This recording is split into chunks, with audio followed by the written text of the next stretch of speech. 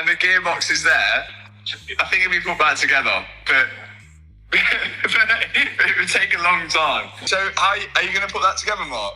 That's your job. What happens when one of the world's most exclusive car brands faces a challenge it can no longer control?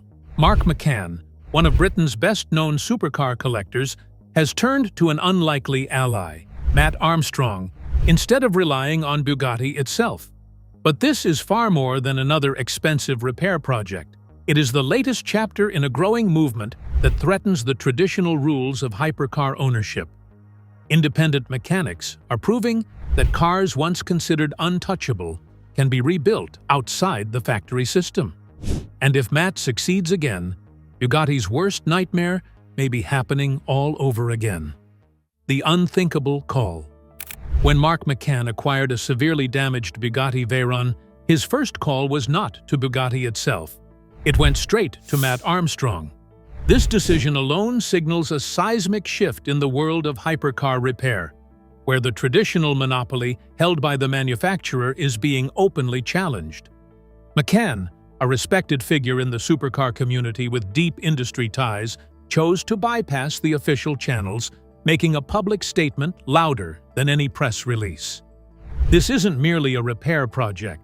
It is a deliberate disruption of a system that once seemed untouchable. Bugatti has long maintained strict control over repairs for their iconic Veyron, a car engineered with such complexity and proprietary technology that independent fixes were practically unthinkable. Historically, any Veyron that suffered severe damage was handled exclusively by the factory or its authorized partners. This exclusivity ensured that the brand kept tight reins not only on parts and labor, but also on the image and life cycle of every vehicle. McCann's call to Armstrong directly defied this, signaling that the once impenetrable fortress built by Bugatti is now vulnerable. Matt Armstrong is no newcomer to this narrative. Over the past year, he has systematically demonstrated that hypercars can be repaired independently without factory intervention. His reputation as a mechanic who can decipher and overcome manufacturer barriers has earned him a loyal following and newfound allies like McCann. Together, their alliance is much more than collaboration. It's a clear challenge to Bugatti's long-held dominance. This decision also shows a kind of broader frustration among collectors and enthusiasts who feel sort of held hostage by those outrageous prices and by the limited access to legit repair options. With Matt's increasing influence and McCann's already strong standing, this moment really feels like a turning point, like something finally shifts. It suggests that hypercar owners are willing to take back autonomy and push back on decades of closed-door policies, even if they've been quiet about it. But the full reach and what it actually means is only starting to come into view. Behind all the headline talk, there's a deeper plot about power that's changing, knowledge that's moving, and the question of who truly controls these automotive masterpieces. Mark McCann calling Matt Armstrong is basically the first move in that unfolding drama. There's an edge here because Bugatti's reaction won't stay contained to just a single repair. When a major collector rejects the factory's claim that it alone has authority, it shakes up that story they've been carefully maintaining, the one centered on exclusivity and tight control. And the ripple effect could make it easier for others to speak up, people who've been wondering in private whether factory-only repairs are even necessary. So this call kind of cracks open the door to more transparency and also shared know-how, which puts pressure on the closed ecosystems that kept most owners in the dark for way too long. For Matt, it's confirmation of years spent showing that these machines don't have to stay mysterious, and that they can be serviced outside official walls. As this story unfolds, what McCann and Armstrong are about to challenge could redefine hypercar ownership for a whole generation. A revolution in repair. Matt Armstrong's journey from a self-taught mechanic to the face of independent hypercar repair is nothing short of revolutionary. Through painstaking trial and error, he has dismantled the myths around manufacturer control, showing that these cars, no matter how complex, can be understood and fixed without factory permission. His work on Lamborghinis, Aventadors, and now Bugattis has created a roadmap for independent owners worldwide. This revolution is not just technical, it's fundamentally about access to knowledge. For decades, hypercar makers locked critical information behind non-disclosure agreements, certified training programs, and digital barriers. This secrecy made factory repairs the only viable path for owners, cementing a lucrative monopoly. Matt's open sharing of parts sources, repair procedures, and troubleshooting methods has weakened that fortress. Partnering with Mark McCann amplifies this movement exponentially. McCann's influence in the collector community and beyond brings real-world validation to Armstrong's approach. It signals to serious buyers and enthusiasts alike that independent repair is not a fringe choice, but a credible and increasingly mainstream option. Together, they kind of represent a new approach to collaboration, one that leans hard on transparency, persistence, and shared discovery, instead of sitting on guarded trade secrets. In practice, this is a fundamental shift in how automotive know-how flows, and, more importantly, who actually gets to hold it. The ripple effect goes way past any single car. As Matt keeps documenting and publicizing his wins, more independent builders are lining up. They're willing to take on vehicles that used to be labeled as too complicated or too sensitive. Each rebuild, little by little, chips away at that perceived unshakable power of manufacturer repair monopolies. What used to feel like a few isolated odd cases, maybe even eccentric hobbyists, is now turning into a coordinated wave that pushes change across the hypercar world. And that means it doesn't only mess with the current status quo, it also threatens the business models that depend on exclusivity and tight control. Still, this revolution has its own obstacles. Getting parts, working through reverse engineering security protocols, and figuring out proprietary software is all pretty formidable stuff. But the growing pool of shared knowledge coming out of Matt's workshop, along with McCann's public endorsements, is shrinking the gaps every day. With each successful repair, the idea that hypercars require factory hands fades further, replaced by confidence in independent expertise and community-led solutions. The damaged Veyron. The Bugatti Veyron, owned by Mark McCann, is no ordinary repair job. The car suffered catastrophic structural damage far beyond a simple cosmetic fix. This isn't a challenge of paint correction or minor panel replacement. It's a serious rebuild that most manufacturers would consider a lost cause. Typically, damage of this magnitude leads manufacturers to buy back and crush the car, erasing its history and protecting the brand's pristine image. However, McCann's approach deliberately defies that norm. The value of a pristine Bugatti Veyron is staggering, often commanding between £2.5 and £3 million. Even with severe damage, a salvage title Veyron still represents a significant gamble, commonly exceeding £1 million once all acquisition, rare parts sourcing, and repair costs are factored in. This particular Veyron is among the exclusive 500 ever produced. It houses the legendary 8-liter quad-turbocharged W16 engine, producing nearly 1,500 horsepower and reaching speeds over 260 miles per hour. Bugatti's official policy, until now, has been to maintain strict control over the repair process for cars of this caliber. Any significant damage meant channeling repairs through their tightly guarded network or ending the car's journey altogether by crushing it. This ensured uniformity, but at the cost of owner autonomy and astronomical service prices. Mark McCann's decision to team up with Matt Armstrong really breaks the old precedent. It gives a kind of rare window to watch a full structural reset from a salvage Veyron, done well outside the factory's gaze and documented so millions can look in, detail by detail. The stakes are high, not only in a financial sense but also culturally, inside the collector and hypercar scene. Doing a rebuild like this is never simple. You end up chasing hard-to-find parts that are basically only a small myth. And you're also dealing with proprietary tech that even licensed shops can struggle with. Still, the joint effort seems to be pushing forward with real stubbornness. And that matters, because it suggests those tighter manufacturer limits can be challenged and maybe even beat. This isn't just a restoration either. It reads more like a signal that a damaged hypercar can keep breathing without needing factory permission. It also pokes at the belief that safety, performance, and provenance only happen when the repairs are authorized. Now that the project is in motion, if the car comes back to the road successfully, it could become a turning point for independent mechanics and collectors, both. It's risk and payoff together, on an unusually big scale, almost like no one expected it to be this direct. As the work keeps moving, it should become clearer how deep the consequences really go. Not just for this Veyron, but for what hypercar ownership might look like next. The growing wave of independent projects now moving forward shows this is not isolated, but part of a larger shift in control and knowledge.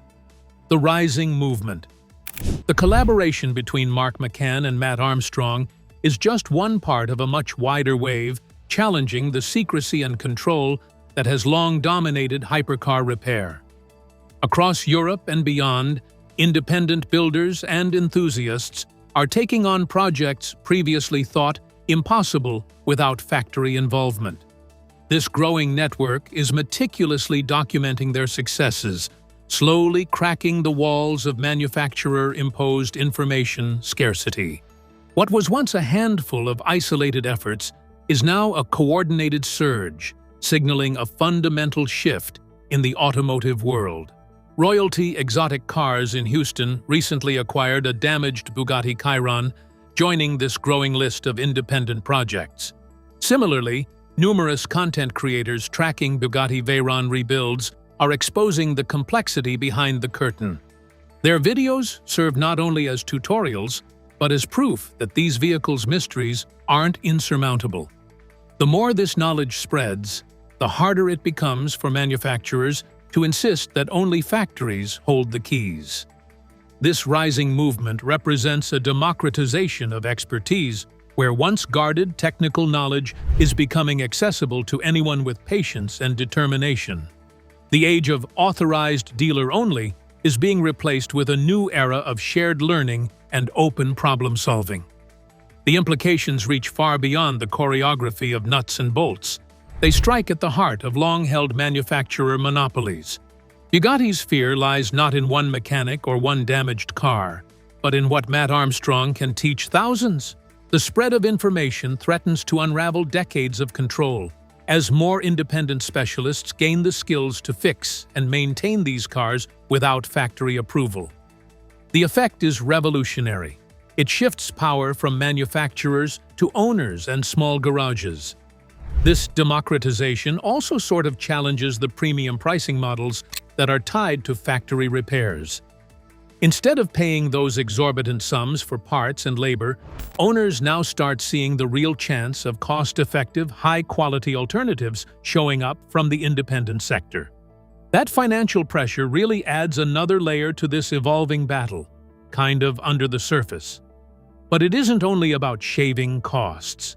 There's also this pull among owners to actually understand their cars, to be more hands-on participants rather than just passive customers. This renewed practical care brings life back into a hobby that had started to feel increasingly gated by corporate policies. As information flows more freely and successful projects stack up, the landscape of hypercar maintenance is changing right in front of us. And it's promising to open new doors not just for today's owners, but also for the longer-term survival of these rare machines. Every rebuilt Veyron or Chiron that comes out of an independent workshop helps the momentum keep building. The growing community isn't merely repairing cars, it's rewriting the rules of ownership and control in a way that feels pretty direct. The financial dynamics behind this change also tell a crucial story about why factory control is wavering. The financial shift. Repairing a hypercar through authorized channels comes with a price tag few can comfortably ignore. Official factory estimates for seriously damaged Bugattis can easily soar beyond £600,000, sometimes nearing £1 million, especially when chassis straightening, carbon fiber bodywork replacement, and complex system recalibrations are involved. These figures often deter owners or force them into decisions favoring a factory buyback and destruction of the vehicle. This approach, while legally protecting the brand, sidelines owners and collectors. Mark McCann's independent repair path reveals a contrasting economic reality. The acquisition cost for a salvage Bugatti Veyron ranges between £700,000 and £1,200,000. On top of that, the independent repair budget projects between £200,000 and £500,000, depending on damage severity and parts availability. This brings the total outlay to roughly £1.5 to £1.7 million, significantly less than factory estimates. What makes this difference critical is the potential market value of a fully repaired Veyron, sitting at about £2.7 million.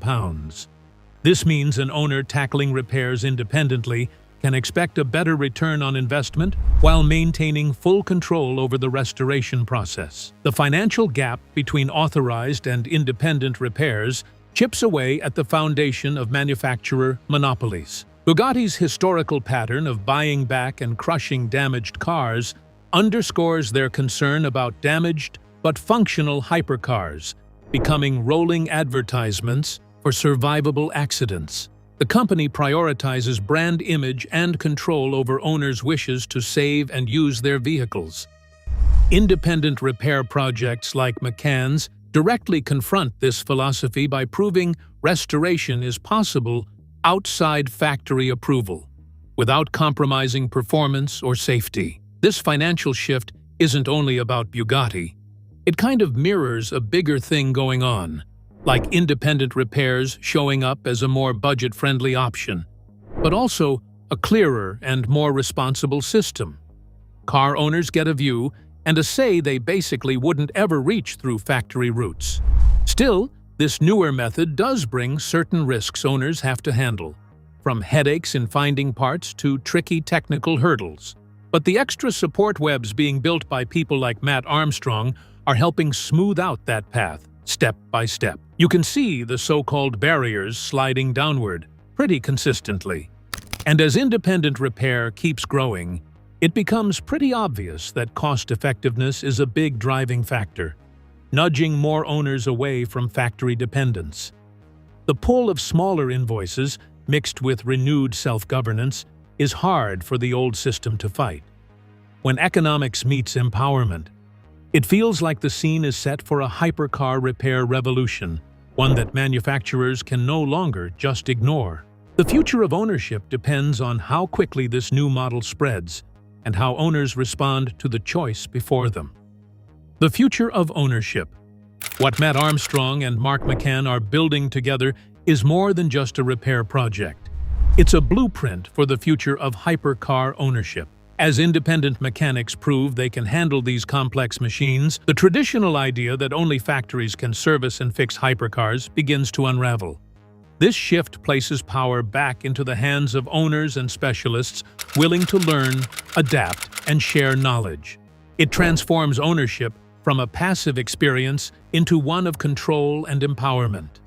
This new era challenges decades of tightly guarded manufacturer control, driven by exclusivity and expensive service monopolies.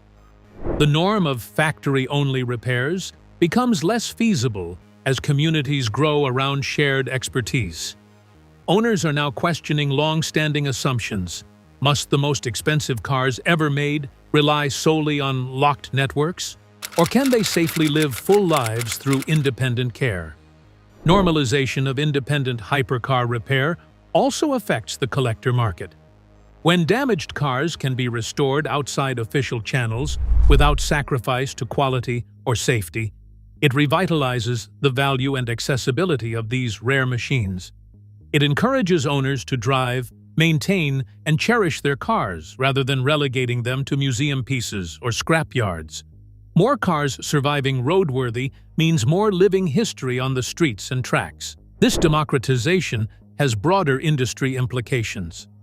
Manufacturers may have to reconsider their pricing, availability of parts, and willingness to cooperate with independent mechanics.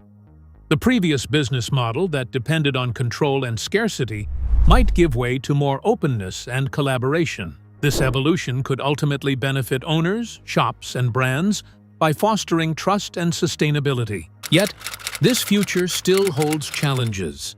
Independent repair requires dedication, tools, and a web of knowledgeable peers, sort of by default.